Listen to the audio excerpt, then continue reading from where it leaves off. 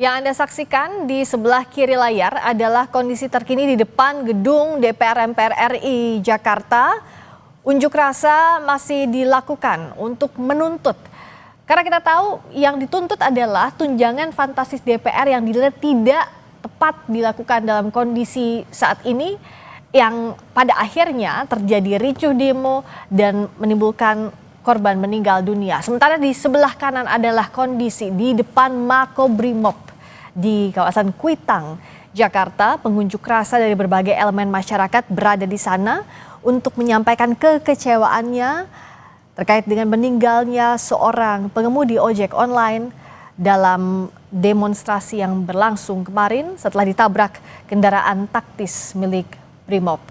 Saat ini kondisi masih coba untuk diturunkan tensinya karena sempat ricuh terjadi di depan Makobrimob saat pengunjuk rasa mengeluapkan kekecewaannya. Sementara di sebelah kiri layar Anda juga di gedung DPR RI, kita lihat ini gambarnya pengunjuk rasa tetap berada di sana untuk mengutarakan kekecewaannya. Tapi sejak kemarin memang tidak ada satupun anggota DPR RI yang menemui pengunjuk rasa karena posisinya anggota DPR sedang dalam kondisi bekerja dari rumah atau statusnya WFH di tengah gelombang demo yang berlangsung sejak kemarin. Jadi tidak ada satupun perwakilan, itulah yang menyebabkan pengunjuk rasa kecewa terhadap anggota dewan yang berada di gedung DPR RI. Saya masih bersama dengan Mbak Ira, sepupu almarhum Afan Kurniawan, Prof. Kiki Hermawan Sulistyo, Guru Besar Universitas Bhayangkara, dan juga pengamat kepolisian ISES Bambang Rukminto. Saya ke Mbak Ira. Mbak Ira, saya yakin pasti Mbak Ira dan keluarga kondisinya sangat lelah. Lelah karena harus menghadapi musibah yang datang tidak terduga, ditinggalkan oleh almarhum Afan dalam waktu semalam. Lalu juga mencari keadilan. Apa yang ingin Mbak Ira sampaikan saat ini? Yang mau saya sampaikan itu aja, saya mohon untuk dibantu untuk adik saya mendapat keadilan gitu, diusut tuntas sampai ke akar-akarnya, siapa yang harus bersalah seperti tadi sudah dibilang Pak Hermawan, derajat kesalahannya yang nabrak, yang memberi instruksi, semua harus dijatuhkan hukuman yang setimpal.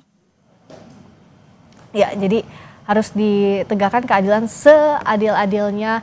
Mbak Ira, Mbak Ira, terima kasih banyak atas waktunya berkenan bersama kami berbagi cerita di Kompas Petang dalam kondisi yang sulit. Kami juga mengucapkan sekali lagi turut berduka sedalam-dalamnya.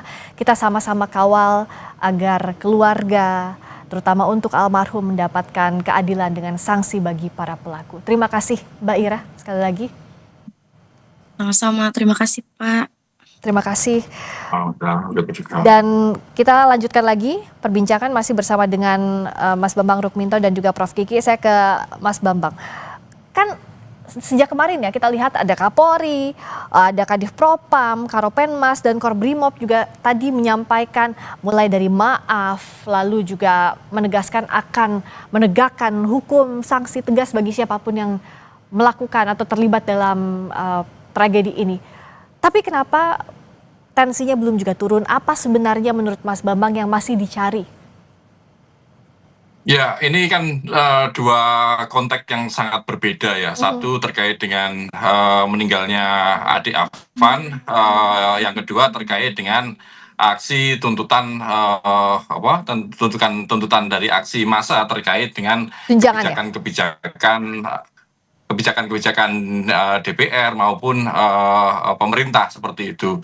Makanya apa yang dilakukan oleh Kapolri dan jajarannya itu memang layak diapresiasi karena sangat cepat untuk melakukan aksi konkret ya, meminta maaf, kemudian mendatangi keluarga korban, dan kemudian juga selain itu juga memproses anggotanya yang melakukan kesalahan SOP dalam konteks kendaraan rantis yang ditumpangi mereka. Tetapi proses itu adalah sebuah keniscayaan yang memang harus dilakukan. Tapi terlepas dari itu, yang lebih penting adalah mengapa akumulasi aksi ini semakin berkembang, karena terkait dengan tuntutan sebelumnya yang lebih besar, yakni tidak adanya empati dari parlemen terkait kondisi masyarakat sekarang, kemudian terkait dengan kebijakan-kebijakan elit politik baik di parlemen maupun pemerintah selama ini. Makanya Afan ini hanya trigger saja untuk meningkatkan eskalasi aksi seperti itu. Makanya memang sangat memprihatinkan, dan posisi Polri tentu akan terus menjadi sasaran, karena sampai saat ini tidak ada satupun dari parlemen yang datang untuk menerima aspirasi dari masyarakat. Ini sangat mengecewakan sekali seperti itu. Ya, ini yang juga betul sekali seperti yang Mas Bambang sampaikan, pengunjuk rasa sangat kecewa karena tidak ada satupun anggota DPR yang mau menemui pengunjuk rasa karena posisinya malah work from home atau bekerja dari rumah.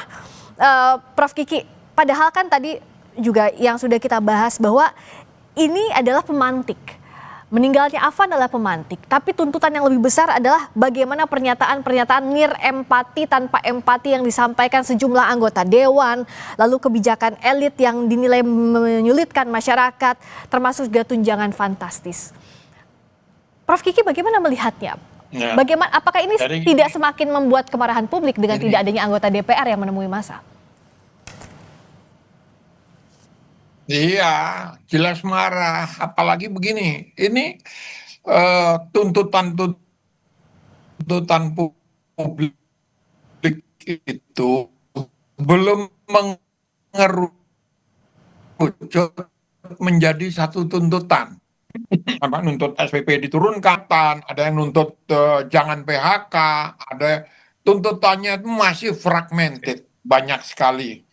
Itu membuat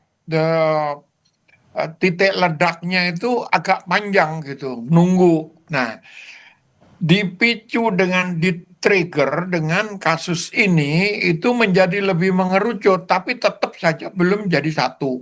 Nah, misalnya ada lagi yang nambah demo, tuntutannya penyelesaian secara adil kasus ini gitu. Jadi nambah lagi. Nah, tuntutan kepada DPR itu soal tunjangan DPR yang auzubillahi min salik itu tidak terkait langsung dengan kepentingan penuntut. Ini terkait dengan kepentingan negara, kepentingan bangsa. Nah, itu saja tidak direspon. Nah,